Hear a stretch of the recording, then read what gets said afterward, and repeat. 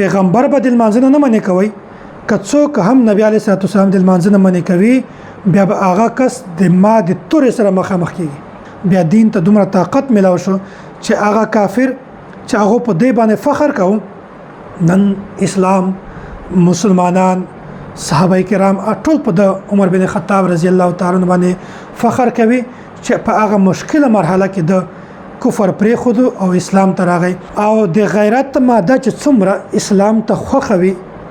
هغه ماده په عمر بن خطاب کې موجوده و او الله تعالی غیرتمن سره خوخوي نو خوري ورته چې کوم خطاب زوی د هغه خطاب زلور هم يم نو وزد ته په مخ کې دا خبره کومه دا اعلان کومه چې الله تعالی دا داسې ذات چې دنه بغیر بل ذات نشته لا اله الا الله دنه بغیر بل د عبادت لایق نشته او محمد د الله تعالی رښتونه پیغمبر او رسول ای عمر مبارک دی چې د شپږم په شپه باندې پیغمبر علیه الصلاۃ والسلام دا خبره بیان کړې و چې اللهم اعز الاسلام بعمر بن الخطاب او بعمر بن هشام الحمد لله وحده والصلاة والسلام على من لا نبي بعد أما بعد فأعوذ بالله من الشيطان الرجيم بسم الله الرحمن الرحيم إنني أنا الله لا إله إلا أنا فاعبدني وأقم الصلاة لذكري وقال النبي صلى الله عليه وسلم اللهم أخرج ما في صدره من غل وأبدله إيمانا اللهم صل على محمد وعلى آل محمد كما صليت على إبراهيم وعلى آل إبراهيم إنك حميد مجيد الله تعالی پیغمبران دنیا ته لېږلي دي پیغمبرانو بارکه د مونږ اهل سنت والجماعت دا عقیده نظریه دا موقف ده چې هر پیغمبر دا معصوم ده د دنه کله هم ګناه نشي کېدلی د پیغمبر د معصوم معنی دا ده چې د پیغمبر نه ګناه کله هم نشي کېدلی نه په غلطي سره او نه قصدن او پیغمبرانو ته الله تعالی صحابه کرام ورکړیو د صحابي مقصد دا ده چې هغه د پیغمبر علیه الصلاۃ والسلام صحبت اختیار کړی او صحابه کرام مبارک اهل سنت والجماعت احناف دیوبند دا موقف ده چې صحابه کرام د محفوظ دي د محفوظ معنی دا ده کچیرته د صحابه کرامو نه ګناه وشي بیا الله تعالی هغه ګناه د دې په نامه اعمال کې پریدینه بلکې ختم کوي مونږ او د صحابه کرامو په منځ کې بنیادی یو فرق دا هم ده چې کله د مونږ تاسو نه یو ګناه وشي بیا مونږ تاسو ذهن سوچ فکر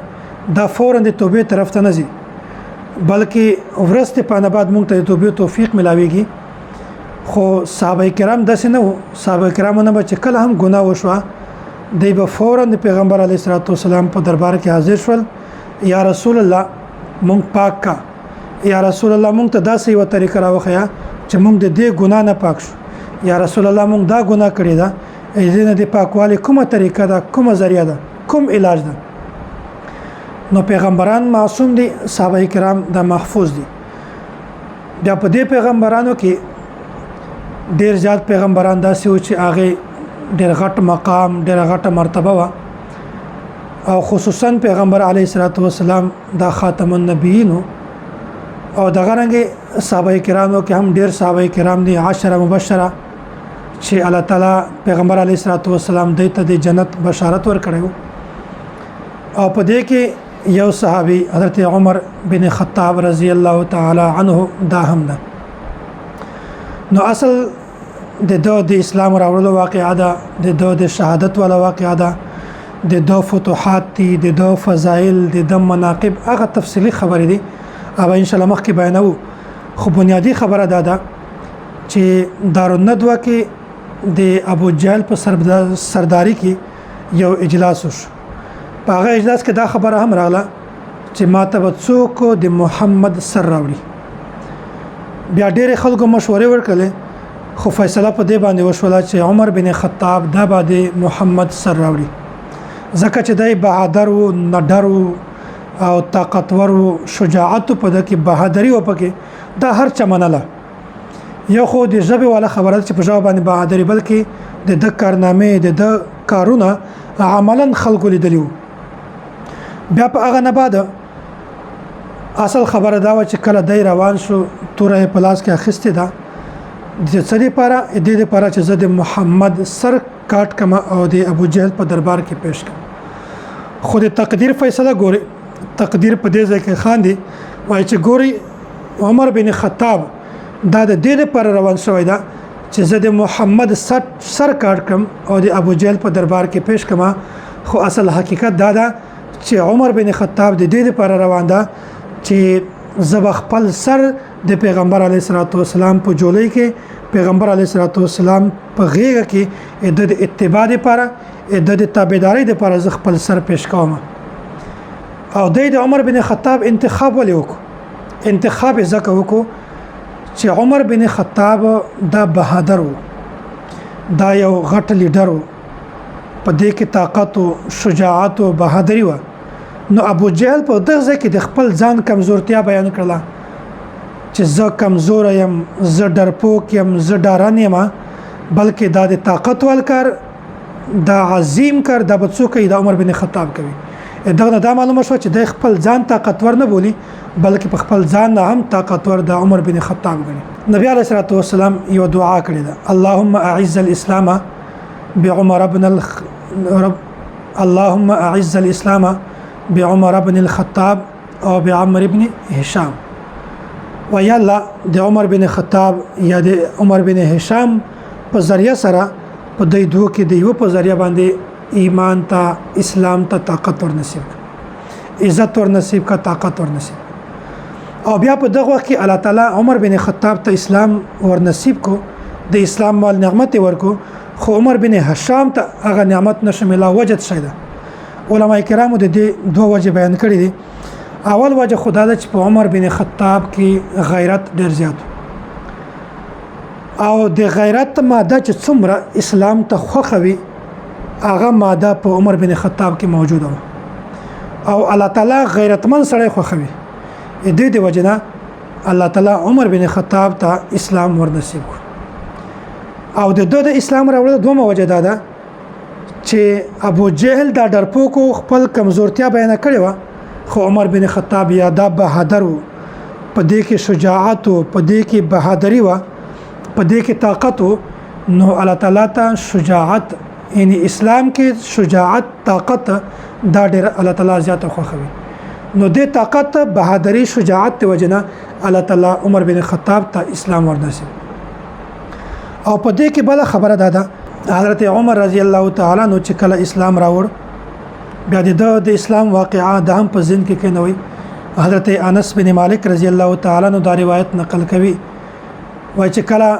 دغه اجلاس وشو د عمر بن خطاب دا تشکیل و چې د محمد سر راوړي، بیا دای بهر تراوته تورې په لاس کې دا د بنو زهره نه یو کس د مخامخ شو. هغه ورته چې عمر بن خطاب چیرته روانه، څه اراده ده د بیا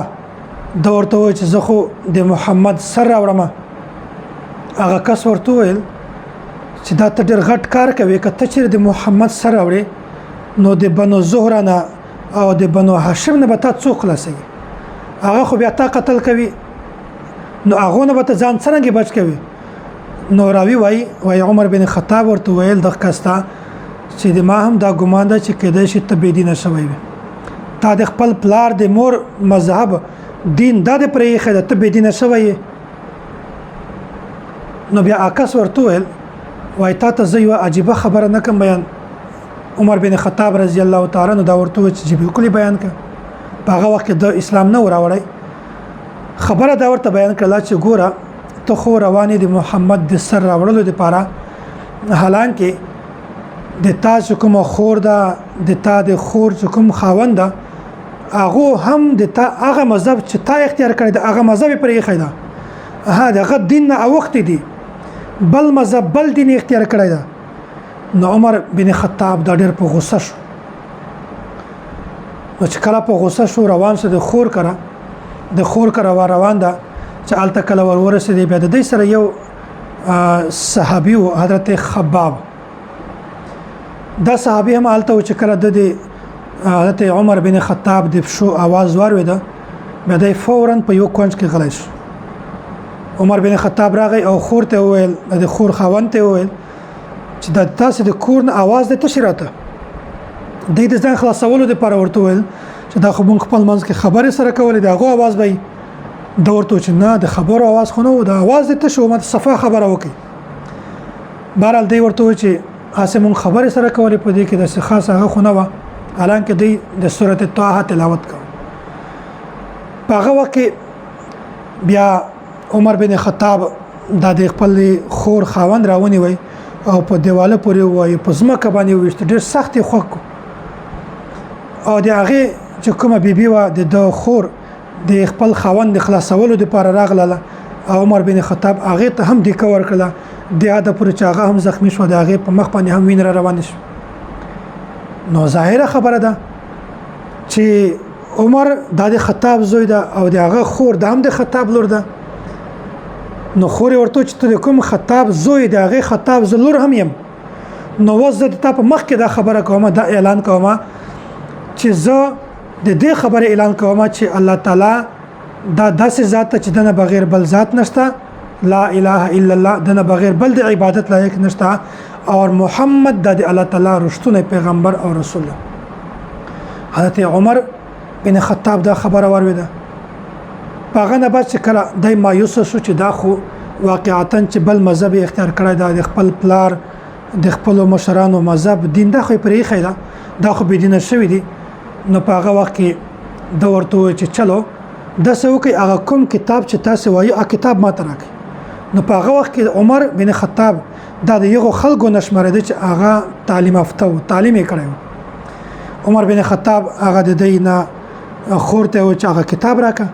خوري ورته چې دا قران کریم ده، قران کریم بغیر به او د سنه شخص لا يمسه الا المطهرون. د دې پر او د ضروري ده ته خو ګندای ته خو غسل وکړه. بهرال عمر بن خطاب دی او د سوال اندامون د سره وینځل او راغی قران کریم ورک او د سورته طه تلاوت شروع چې کله عمر بن خطاب دغه تر ورسېدو انني انا الله لا اله الا انا فاعبدني واقم الصلاه لذكري، نو فورا ویل چې ما د محمد په دربار کې پیش کړ، زه د محمد دربار ته ځم، ما د محمد په دربار کې پیش کړ. نو په هغه وخت کې هغه حضرت خباب چې کوم صحابي پټ شوی و دا بهر تر وته وای ای عمر مبارک دی وی، وای زکه د مبارک وی چې د شپږم په شپه باندې پیغمبر علیه الصلاۃ والسلام دا خبره بیان کړې و چې اللهم اعز الاسلام بعمر بن الخطاب او بعمر بن هشام، وای د دې دوړو په ذریعہ کې په یو په ذریعہ سره اسلام ته تقویت ور نصیب کا. نو دا حدیث دا خبره ده ته بارکه ډیره زیات رښتونی شو. بهرال دا خبره و چې کله د ورته چې ما د محمد په دربار کې حاضر ک بیا د روان ده د نبی علیه الصلاه والسلام کور ته صفا چې کوم غرو په دې باندې دار ارقم د نبی علیه الصلاه والسلام الته بیا د چې کله وانه بیا د هغه کور مخته حضرت حمزه رضی الله تعالی عنہ، حضرت طلحه رضی الله تعالی عنہ او نور صحابه کرام موجود چې کله خلکو عمر بن خطاب ولیدي اسلام خنه دراوړی، نو هغه خلک ټول ویریدل وای دا څنګه خبره ده، حالانکه بهادر او شجاعت پکې دلیر انسانو، خو بهر خلک ځنه ویریدل، خلکو چې دا څه ماجرا وشو څه وشول څنګه حساب کتاب ده. نو حضرت حمزه رضی الله تعالی عنہ دا خبره وکړه وای هیڅ یره مکوي، هیڅ خوف مکوي، را روان ده را دي شي کچيري الله تعالی د سره د مبارک د خیر فیصله کړی و بیا بدای پیغمبر علیه الصلاه والسلام باندې ایمان راوړي، د بیعت په وکي او د په اتباع کې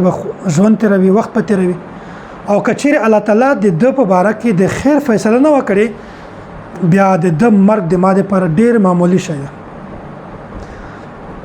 دا خبره وکړه په یو وخت نبی علیه الصلاه والسلام باندې وحی را نازل او دا هغه د وحی اثراتو د نبی علیه الصلاه والسلام په دربار کې حاضر شو. پیغمبر علیه الصلاه والسلام د په دا کپړو باندې راونی وي. نبی علیه الصلاه والسلام ورته فرمایل چې دا فساد پرېږده و دغه نه باز راشه کنه تبا هم په هغه رسوایی هغه خواري هغه ذلت هغه په باندې مسلط شي لکه کوم چې ولید بن مغیره باندې مسلط شوی. او نبی علیه الصلاه والسلام په دې ځای کې حمله وکړه یا الله عمر حاضر شوی دا عمر راغلی دا یا الله د په ذریعہ باندې اسلام ته تقویت ور نصیب کا چې کله حضرت عمر رضی الله تعالی عنہ خبر اوریدا نو فورا دا خبره بیان کړه وای زه په الله تعالی باندې ایمان راوړم الله تعالی نه بغیر بل د عبادت لایق نشته او محمد د الله تعالی رښتونه پیغمبر ده نو چې کله حضرت عمر رضی الله تعالی عنہ اسلام راوړل نه بعد د غزنه چې کله واپس راتلل دار ارقم صفامه پهاړي باندې چې کله نبی علیه الصلاه والسلام کورو بیا د راکوسل نبی علیه الصلاه والسلام ته چې نن په حرم کې علل اعلان د ټول په مخ کې لمونځ کوو نو بیا داسې وشول چې عمر بن خطاب رضی الله تعالی عنہ هم را روان ده نبی علیه الصلاه والسلام هم را روان ده چې څوک مخامخ ورته راځي وای پیغمبر به د لمانځنه نه منې کوي که څوک هم نبی علیه الصلاه والسلام د لمانځنه منې کوي بیا به هغه کس د ما د تور سره مخامخ کیږي نو بیا داسې وشول چې نبی علیه الصلاه والسلام ته او عمر بن خطاب رضی الله تعالی عنہ ته په کاغو سترګو باندې هم نشوي کتلای نو دا د حضرت عمر رضی الله تعالی عنہ د اسلام راوړلو واقعا وا چې الله تعالی په د باندې ډیر زیات فضل او کرم کړو د عاده پورې چې نبی علیه الصلاه والسلام فرمایي واشدهم فی امر الله عمر د دین په معاملې کې په ټولو نه سخت د عمر بن خطاب رضی الله تعالی عنہ او چې کله حضرت عمر بن خطاب رضی الله تعالی عنہ اسلام راوړ بیا دین ته دومره طاقت ملاو شو چې هغه کافر چې هغه په دې باندې فخر کوي نن اسلام مسلمانان صحابه کرام ټول په د عمر بن خطاب رضی الله تعالی عنہ باندې فخر کوي چې په هغه مشکله مرحله کې د کفر پرې خود او اسلام ته راغی الله تعالی د مونږ ته ټول ته د صحابه کرام محبت الفتره نصیب کی او الله تعالی د مونږ ته ټول د صحابه کرام په نقش قدم باندې د تلک توفیق را نصیب کی واخر دعوانا ان الحمد لله رب العالمين.